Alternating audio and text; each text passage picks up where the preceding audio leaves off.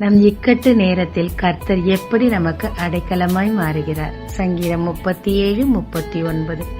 நீதிமான்களுடைய ரட்சிப்பு கர்த்தரால் வரும். இக்கட்டு காலத்தில் அவரே அவர்கள் அடைக்கலாம். சிறைச்சாலையில் அடிகள் வலிகள் மத்தியில் இக்கட்டான நேரத்தில் இருந்தார் பவுல்.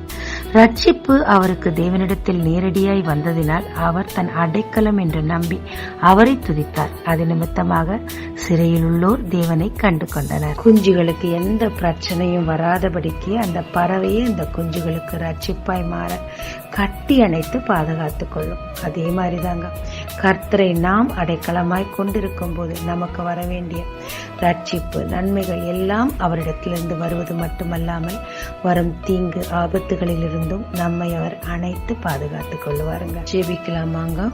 தேவரே, நீர் என் அடைக்கலமாய் இருக்கிறபடியினால் எனக்கு வேண்டிய ரட்சிப்பு உம்மிடத்திலிருந்து வருவதற்காக நன்றி. இயேசு மூலம் பிதாவே, ஆமென். இயேசு கிறிஸ்துவின் நாமத்தில் இந்த நாளில் உங்களை ஆசீர்வதிக்கும் ஜீசஸ் விஷன்.